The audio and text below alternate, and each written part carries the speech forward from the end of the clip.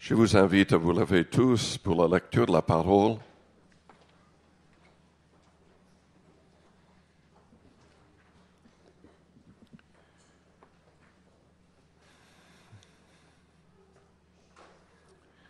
Je vais lire deux passages, principalement deux Rois au chapitre 7,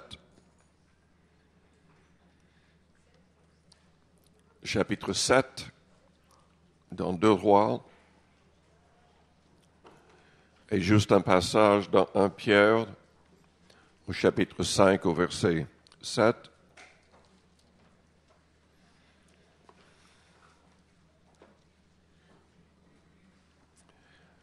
Commençons dans 2 Rois, donc au chapitre 7 au verset 1er. Élisée dit, « Écoutez la parole de l'Éternel. Ainsi parle l'Éternel, demain à cette heure, on aura une mesure de fleur de farine pour un cycle et 2 mesures d'orge pour un cycle à la porte de Samarie. » En d'autres termes, ils allaient avoir une abondance de nourriture pas chère. En fait, cette ville était assiégée, les gens étaient en train de mourir de faim. Il y avait même déjà des gens qui n'avaient plus le contrôle d'eux-mêmes, ils avaient perdu le bon sens. Il y avait même 2 mères qui ont décidé de manger un enfant. C'était complètement hors de sens à cause de la faim. Et le prophète, au milieu de cela, annonce que le lendemain, ils allaient avoir de quoi manger en abondance, bon marché. Dans le Nouveau Testament, dans 1 Pierre 5 au verset 6, nous lisons « Humiliez-vous donc sous la puissante main de Dieu, afin qu'il vous élève au temps convenable, et déchargez-vous sur lui de tous vos soucis, car lui-même prend soin de vous. » Père Céleste, nous te louons, nous te bénissons ce matin. Que cette parole pénètre nos cœurs et nous transforme. Que la foi grandisse en nous. Au nom de Jésus-Christ. Amen. Vous pouvez vous asseoir.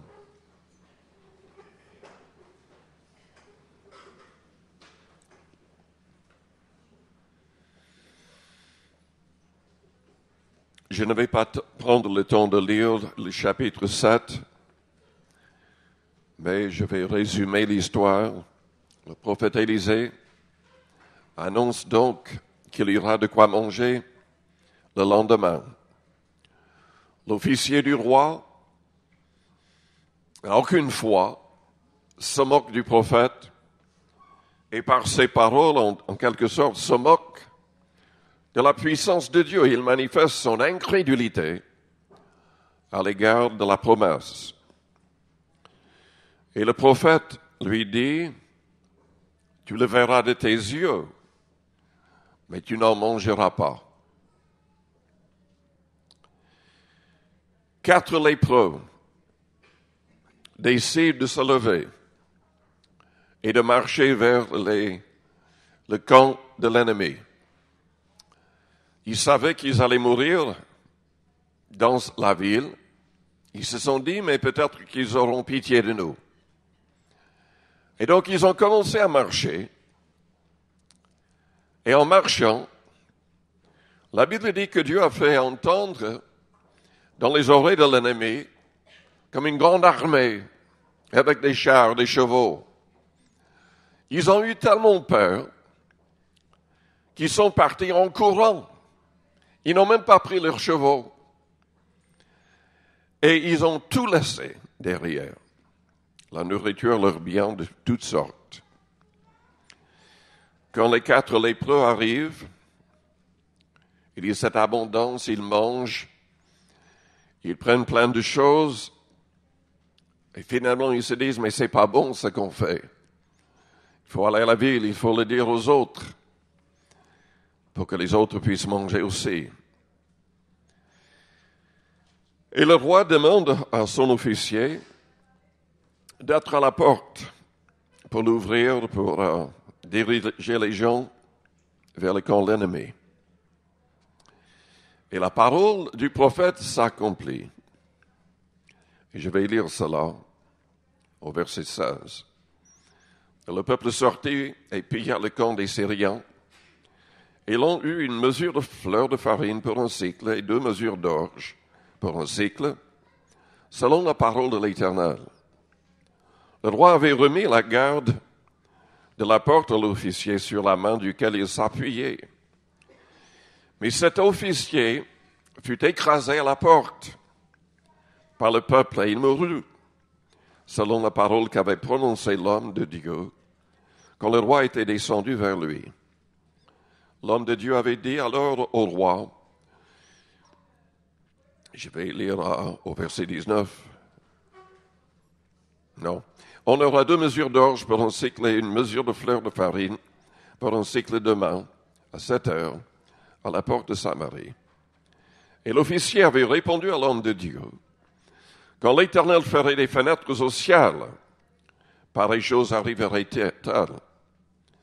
Et Élisée avait dit, tu le verras de tes yeux, mais tu n'en mangeras point. C'est en effet ce qui lui est arrivé. Il fut écrasé à la porte par le peuple et il mourut. Si vous voulez le noter, je vais vous donner mes points, les points du message. Et je vais commencer en vous posant une question. Avez-vous besoin d'un miracle? Combien de personnes ont besoin d'un miracle dans un certain domaine? Tout d'abord, cette histoire souligne la réalité que la solution se trouve en Dieu. Dieu peut tout. Et en plus, il veut prendre soin de nous. Déchargez-vous sur lui de tous vos soucis, Pierre a dit, car lui-même prend soin de vous. Mais la foi est indispensable. Parler de manière incrédule, manifester de l'incrédulité envers les autres, et vous serez maudits. Vous ne serez pas aidés. Selon Hébreux 11 au verset 6, sans la foi, il est impossible de lui être agréable.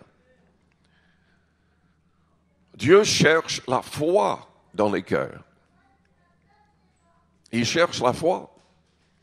Jésus-Christ lui-même, quand il était sur terre, dans sa ville natale, a refusé de faire beaucoup de miracles ou de guérir beaucoup de gens à cause de leur incrédulité. Il a guéri quelques personnes en privé, mais l'incrédulité, surtout des paroles d'incrédulité, peut fermer les portes. Nos paroles sont très, très importantes. Nous voyons aussi dans cette histoire que Dieu veut se servir des gens les plus faibles. Il veut agir au travers de gens qui étaient peut-être avant leur conversion impurs, de très mauvaise vie, très mauvais caractère, personnalité. Il veut se glorifier au travers de nous tous. Il veut être glorifié. Cette histoire souligne la réalité que notre potentiel avec Dieu est illimité. Notre potentiel avec Dieu est illimité. Parce que notre Dieu est illimité. Tout pouvoir est entre ses mains. Il peut tout. Cette histoire souligne la réalité que Dieu peut se servir de nos ennemis. Il peut manipuler nos ennemis pour que nous soyons bénis. Amen. Cette histoire souligne la réalité que nous ne devons pas garder le message de l'Évangile, cette lumière, cette nourriture spirituelle pour nous-mêmes. Nous avons la responsabilité d'évangéliser le monde. J'ai dit, nous avons la responsabilité personnelle d'évangéliser le monde. Cette histoire souligne surtout le fait que tout peut changer en quelques secondes, en quelques minutes, en quelques heures, en quelques jours, selon la volonté de Dieu. Tout peut changer. Nous devrions manifester toujours une pleine foi dans notre Dieu. Car si Dieu est pour nous, qui sera contre nous? Parlons de chaque point. Dieu est la solution. Vous avez des problèmes d'argent? Vous n'avez même pas de quoi payer un bon repas? Cherchez la face du Seigneur. Demandez son aide. Mais ensuite, manifestez quand même un peu de foi. Engagez-vous avec le Seigneur comme Abraham, Isaac, Jacob et d'autres l'ont fait. Qu'est-ce qu'ils ont fait? Ils ont dit à Dieu, mais si tu me bénis, je te donnerai la dîme de tout. C'est-à-dire 10% de tout ce que tu vas me donner. N'écoutez pas les pasteurs, les chrétiens, les gens qui disent que la dîme, le principe du fait de donner la dîme, 10% n'est pas du Nouveau Testament, que c'était uniquement pour l'Ancien Testament, uniquement pour les Israélites. Jésus-Christ a mis son approbation sur le principe de la dîme 2 fois dans les évangiles. Et il a ajouté qu'il ne fallait pas négliger de le faire. Il a dit quand même qu'il y avait d'autres choses plus importantes, que ce n'était pas suffisant de simplement donner la dîme. Nos vies doivent changer. Nous devons manifester l'amour, il y a plein de choses. Mais quand on lit dans Hébreux chapitre 7, c'est très clair que nous ne donnons pas la dîme comme les Israélites donnaient la dîme dans l'Ancien Testament. Car eux, ils devaient donner la dîme dans le contexte du judaïsme. Ils devaient donner leur dîme aux Lévites, qui étaient les sacrificateurs dans ce contexte. Nous ne donnons plus de cette manière-là.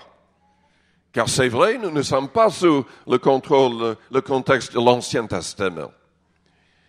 Nous sommes dans le Nouveau. Et Hébreux 7 dit que nous n'avons plus besoin de sacrificateurs. L'Église catholique se trompe complètement.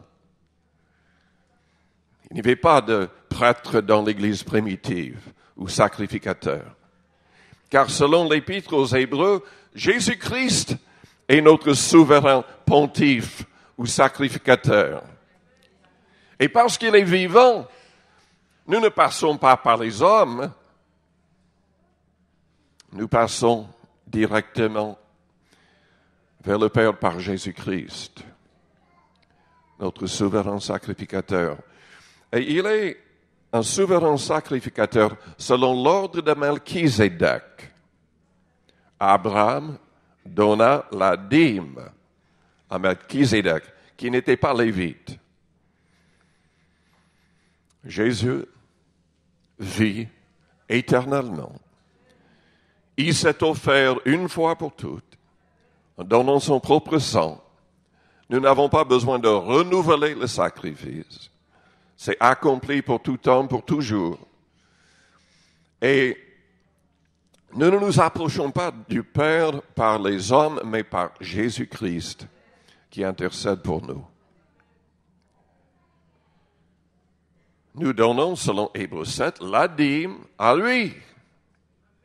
Non pas aux Lévites, mais à notre souverain sacrificateur qui vit dans le ciel.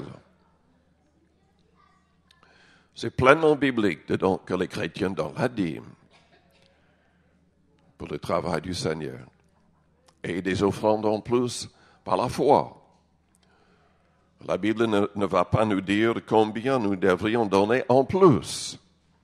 Nous sommes invités quand même à donner plus avec joie, sans contrainte, avec foi, pour que Dieu multiplie ce que nous donnons et que nous ayons toujours une abondance afin de pouvoir donner à toute bonne œuvre.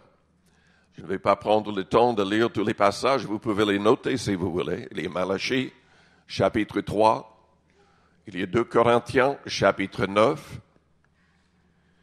Jésus mentionne la dîme dans Matthieu 23, au verset 23. Et il y a Hébreux 7. Dieu est la solution pour nos problèmes, mais nous devons quand même manifester la foi pour recevoir. Surtout dans ces domaines qui concernent l'argent. Nous devons veiller sur nos paroles si nous voulons la bénédiction. C'est la parole de la foi que les apôtres prêchaient. Dans Romains 10, nous voyons que c'est grâce à nos paroles que nous serons sauvés. Ce n'est pas suffisant de confesser ses péchés. Nous devons confesser le Seigneur devant les hommes. Jésus en a parlé dans Matthieu 10. Paul en parle dans Romains 10, disant, même au verset 8, c'est la parole de la foi que nous prêchons. Si tu confesses de ta bouche le Seigneur Jésus, et si tu crois dans ton cœur que Dieu l'a ressuscité des morts, tu seras sauvé. Juste une parenthèse. Nous devons confesser le Seigneur Jésus.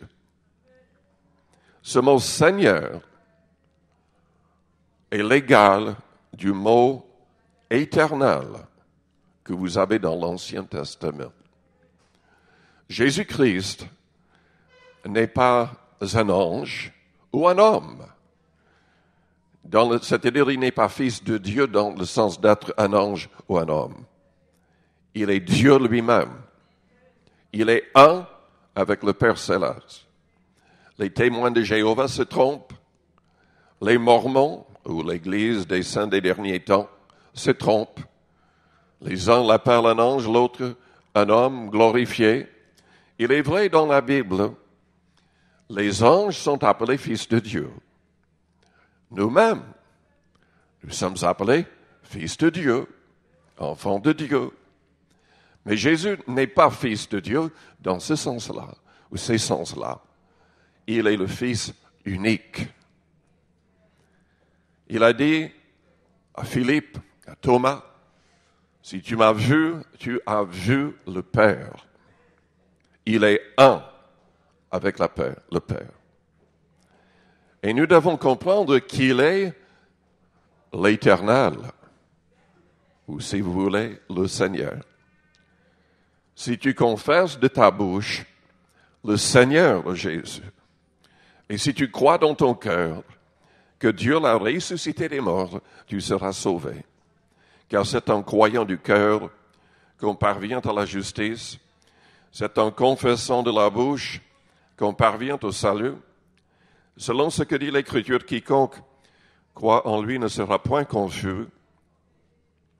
Il n'y a aucune différence en effet, entre le juif et le grec, puisqu'ils ont tous un même Seigneur, qui est riche pour tous ceux qui l'invoquent. Car quiconque invoquera le nom du Seigneur sera sauvé. Vous ne serez pas sauvés en invoquant un des saints. Vous ne serez pas sauvés en invoquant Marie ou Joseph ou je ne sais pas qui d'autre. Vous serez sauvés si vous comprenez que c'est Jésus-Christ qui intercède. Il est capable, selon Hébreux 7 au verset 25, de sauver de manière parfaite tous ceux qui s'approchent de Dieu par lui, parce qu'il est vivant pour intercéder en notre faveur. Et Dieu, le Père, n'accepte que l'intercession du Christ, car Jésus-Christ a payé avec sa propre vie. Jésus-Christ a payé avec son sang innocent. Il était sans péché. Sans péché. Il a pu donc mourir pour vous et pour moi, des coupables. Nos paroles sont tellement importantes. Jésus a dit que nous serions justifiés ou condamnés selon nos paroles. Et nous avons, par la parole de la foi, le privilège, la capacité de changer tout autour de nous. Car Jésus-Christ, voyant qu'il n'y avait point de fruits sur un sycomore, ou un figuier plutôt, il a maudit, et le lendemain matin, Pierre l'a vu, desséché jusqu'aux racines. Et Jésus leur a dit, ayez foi en Dieu. Je vous le dis en vérité, si quelqu'un dit à cette montagne, ôte-toi de là et jette-toi dans la mer. Et s'il ne doute point en son cœur, mais quoi que ce qu'il dit arrive, il le verra s'accomplir. C'est pourquoi je vous dis tout ce que vous demanderez en priant, croyez que vous l'avez reçu. Et vous le verrez s'accomplir. Combien c'est important qu'on prie, qu'on dit des choses, mais avec une pleine foi. Si on doute, selon Jacques 1, on ne recevra rien de la part du Seigneur. Mais si on ne doute point, tout sera possible. Mes frères, mes sœurs, ne faisons pas l'erreur de multiplier les paroles quand on prie. Jésus a parlé contre ça. Très souvent, le fait de multiplier les paroles, c'est un signe d'incrédulité. On pense qu'à force de mots, de paroles, on va convaincre Dieu de faire quelque chose. Dieu agit quand il voit que nous croyons simplement, quand on ne doute point.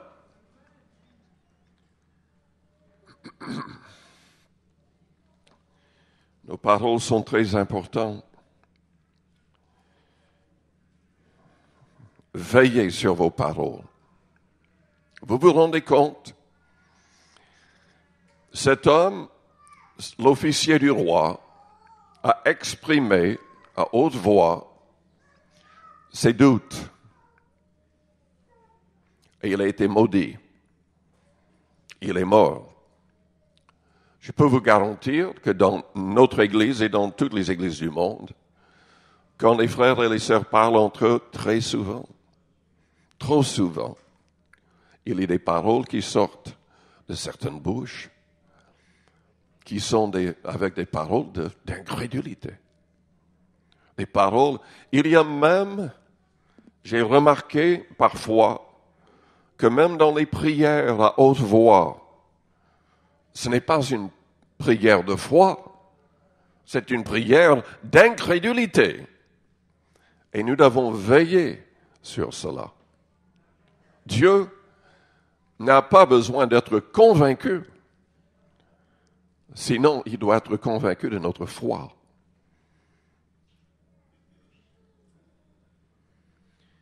Cette histoire souligne la réalité que Dieu veut se servir. Enfin, avant de le dire, combien de personnes ce matin ont eu l'idée ou l'impression dans le passé que vous avez eu l'impression de ne pas être à la hauteur pour travailler pour le Seigneur? Peut-être que c'est parce que vous avez, à l'époque, péché. Et vous êtes troublé par cela. Peut-être que vous avez l'impression d'être impur. Ou peut-être que vous avez simplement l'impression de ne pas avoir la capacité de témoigner. La capacité de convaincre les autres. Et donc, peut-être que vous n'essayez même pas. Combien serait assez honnête pour le dire? Faites-moi signe. Peut-être que vous êtes timide. Il y a combien de gens timides? Je peux voir votre main. Craintif. Vous ne voulez pas les réactions des gens. Cette histoire souligne une réalité qui est magnifique. Je voudrais lire dans 1 Corinthiens, chapitre 1er.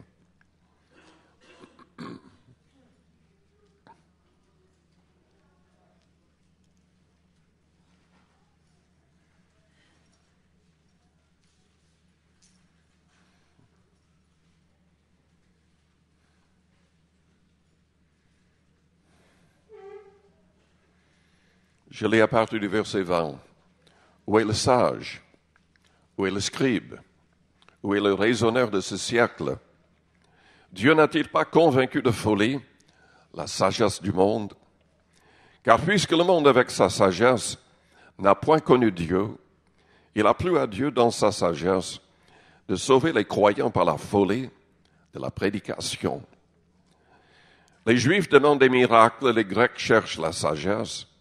Nous prêchons Christ crucifié, scandale pour les Juifs et folie pour les païens, mais puissance de Dieu et sagesse de Dieu pour ceux qui sont appelés, tant Juifs que Grecs.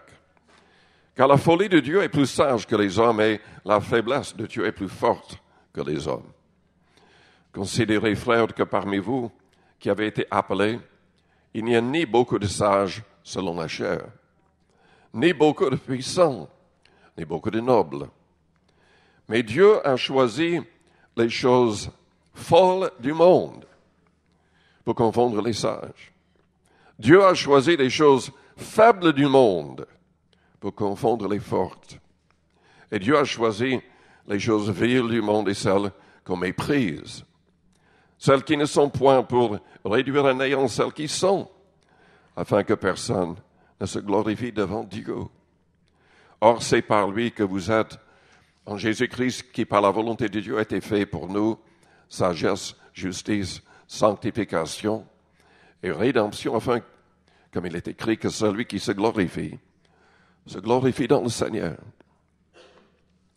Dieu a choisi les choses faibles et viles, celles qu'on méprise, qui ne sont point, pour réduire à néant celles qui sont. En d'autres termes, Dieu peut faire des choses extraordinaires par des gens faibles, par des gens qui avaient des problèmes.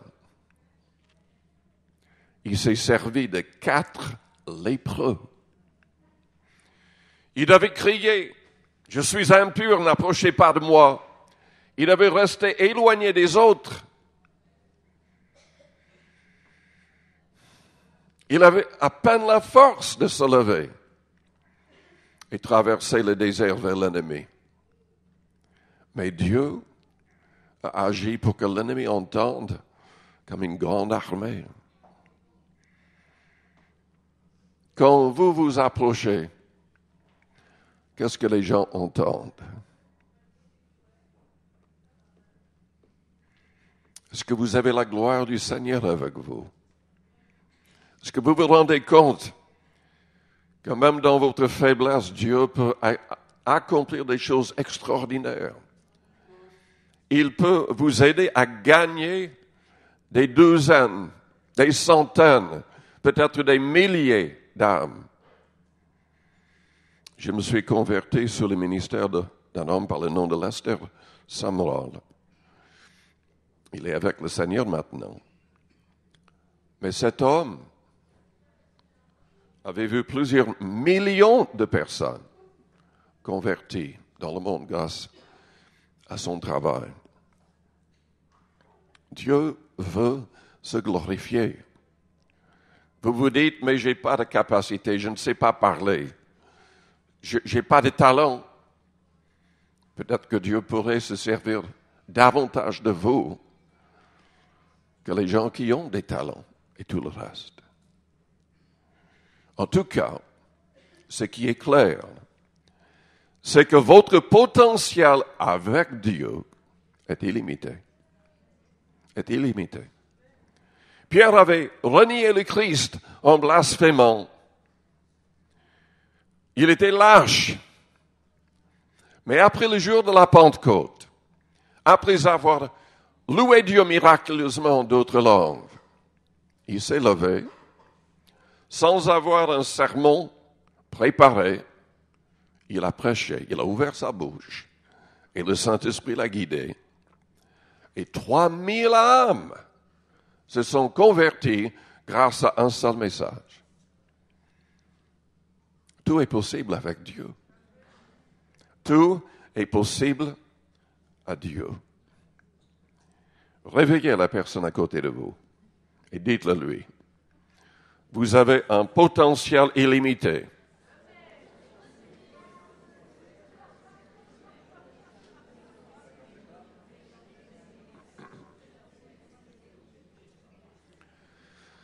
Le Seigneur a dit dans Acte 1 au verset 8, vous recevrez une puissance, le Saint-Esprit survenant sur vous, et vous serez mes témoins dans le monde entier. Recevez le Saint-Esprit. Adorez Dieu en langue chaque jour.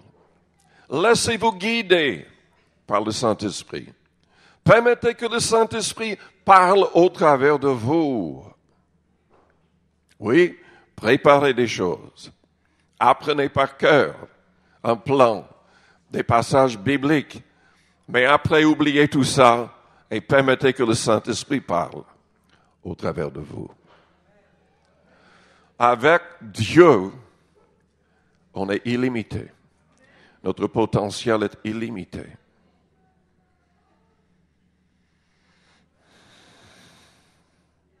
J'aime beaucoup cette histoire. Parce que nous avons de plus en plus d'ennemis. Les chrétiens ont de plus en plus d'ennemis dans le monde.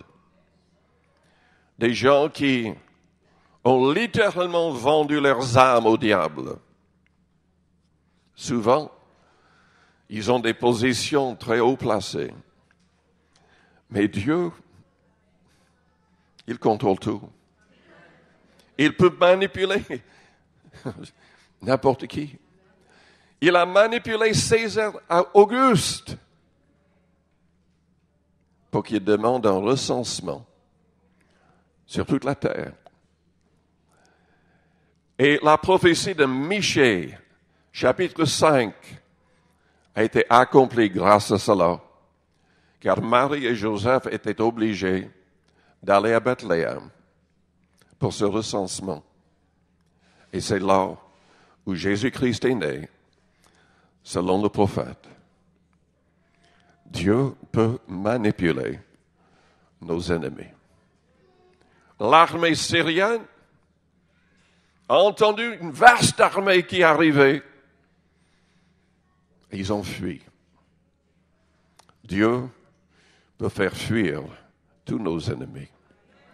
Dieu peut les manipuler pour qu'ils nous bénissent. Balaam était payé pour qu'il maudisse Israël. Il n'arrivait pas à le faire. Dieu a agi pour qu'il bénisse Israël. Dieu veut nous bénir. Il veut prendre soin de nous, lui-même. Déchargez-vous sur lui de tous vos soucis. C'est ce que Pierre a dit.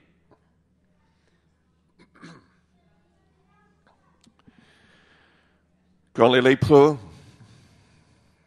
avaient bien mangé, ils se sont dit, c'est pas bon qu'on reste là avec cette abondance.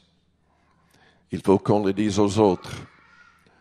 Il faut que toute la ville participe.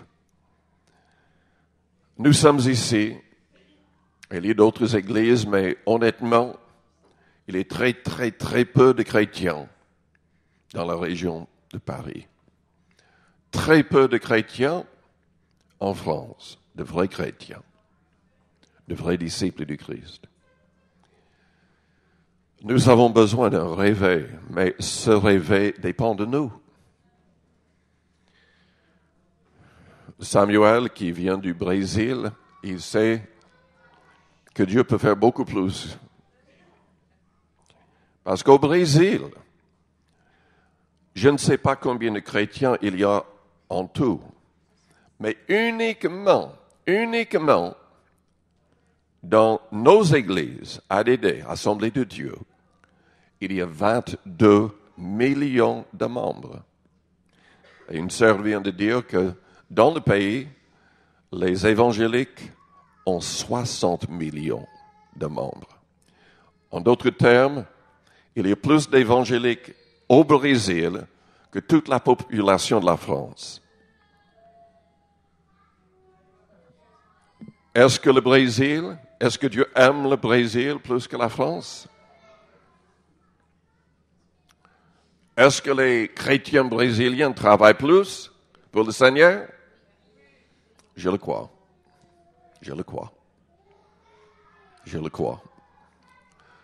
Que Dieu nous pardonne, que Dieu nous aide à devenir des gagnants d'âme.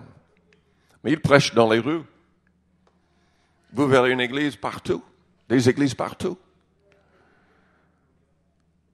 Et vous verrez des gens à tous les coins de rue en train de prêcher, en train de témoigner. Que Dieu nous aide à chasser la crainte de nos cœurs, la timidité, à ouvrir nos bouches, à comprendre que Dieu veut se glorifier, même si on est faible, et surtout si on est faible. Amen. Oh là là.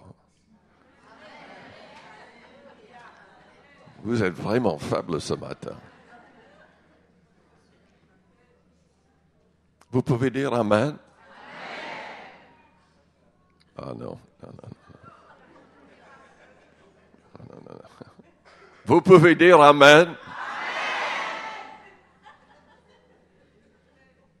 Ne soyons pas égoïstes.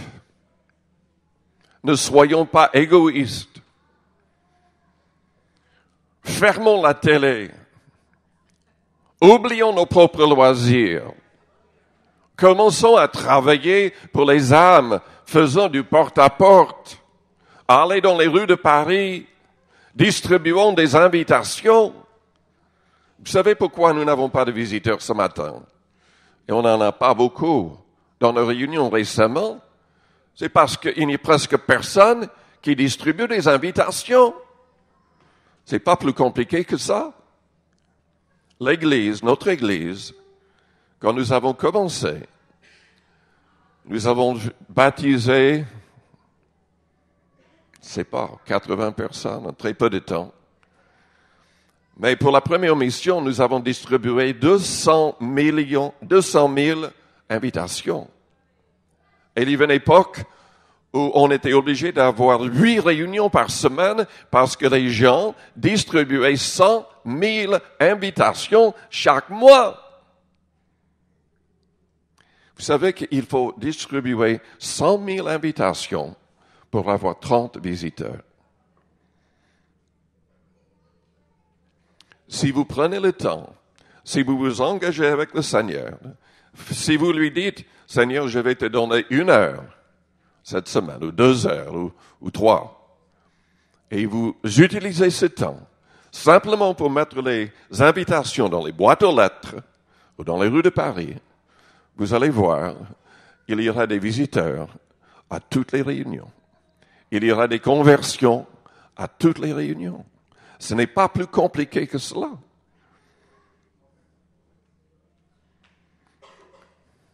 Dites à la personne à côté de vous, faites-le.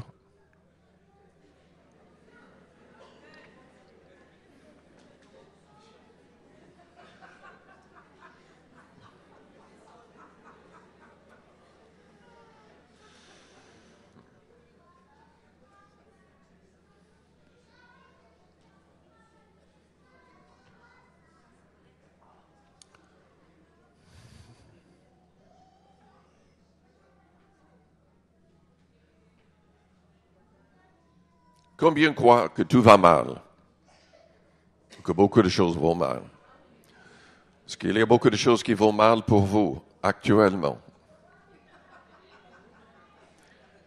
Cette histoire souligne la réalité que tout peut changer en quelques instants, en très très peu de temps. Ça peut être le cas vers la bénédiction, ça peut être le cas vers la malédiction. Le Japon,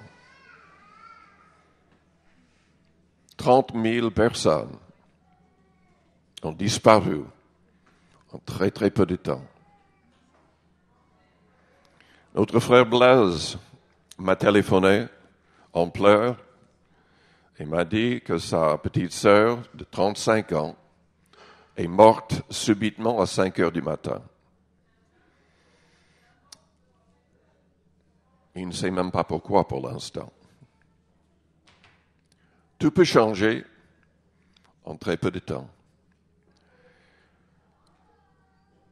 Pour les gens dans cette ville de Samarie, assiégée, tout a changé. Très peu de temps. L'ennemi a été dispersé par Dieu de manière miraculeuse. Faites confiance au Seigneur. Placez votre foi dans le nom de Jésus dans la prière et ne doutez point dans votre cœur. Dieu peut écraser nos ennemis. Il peut manipuler nos ennemis. Il peut sauver nos ennemis. C'est ce que nous voulons. Prions dans ce sens. Je vous invite à fermer vos yeux, à courber vos fronts. Avec les yeux fermés, les fronts courbés, je vous encourage à avoir une pleine foi en Dieu. Peut-être que vous n'avez jamais saisi la main de Jésus-Christ, comprenant qu'il est le seul vrai sauveur. Parfois, les gens se disent, mais je suis trop pécheur, je n'arriverai jamais à changer. Mais c'est Jésus-Christ qui va vous changer. Il faut s'approcher de Dieu par lui. Il peut changer tout dans nos cœurs, au niveau de nos pensées, au niveau de nos paroles, au niveau de nos actions et de nos réactions. Tout peut changer et même rapidement si on lui laisse toute la place. Je connais tellement de personnes qui faisaient même partie de gangs liés par les drogues dures, cigarettes, alcool, tout le reste. Délivrés, transformés de jour en lendemain. C'est ce que Dieu veut faire. Il veut nous sauver. Il veut nous aider à passer par une pleine repentance qui est indispensable. Dieu veut prendre soin de nous. Il veut nous bénir financièrement si on manifeste un peu de foi. Il veut nous bénir physiquement. Alléluia. Je remercie Dieu pour la guérison divine. Je vais de mieux en mieux physiquement. Ma mère, qui a 94 ans, ne pouvait même pas marcher. Et maintenant, elle marche parfaitement bien. Elle n'a plus besoin de béquilles ou de quoi que ce soit. Dieu peut tout. Il peut tout. Si vous voulez que ça change dans votre vie, au niveau de votre salut, au niveau de votre marche avec le Seigneur, au niveau de la santé, au niveau des finances, levez-vous, venez vers le devant. Enfin, que toute l'Église se lève, mais restons dans une attitude de prière. Venez vers le devant si vous voulez que Dieu change tout dans votre vie et qu'il change quelque chose en particulier. Venez. Venez avec foi. Chassez le doute de votre cœur et recevez un miracle ce matin. Recevez un miracle ce matin.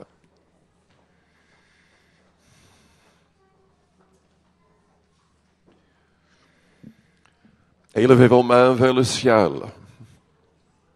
et commencez à remercier Dieu.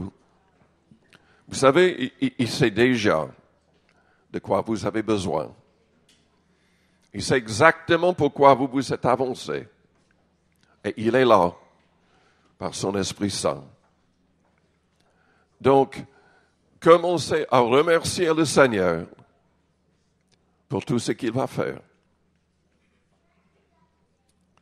Commencez à remercier le Seigneur. Comme si c'est déjà fait. Comme si c'est déjà fait. C'est ça la foi. C'est ça la foi. Comme si c'est déjà fait. Élevons nos voix et adorons le Seigneur. Remercions le Seigneur. Et recevons par la foi tout ce dont nous avons besoin. Alléluia. Alléluia. Gloire à toi, Seigneur. Gloire à ton Saint-Nom, Seigneur. Jésus. Je demanderai au diacre, aux frères dans le ministère de s'approcher.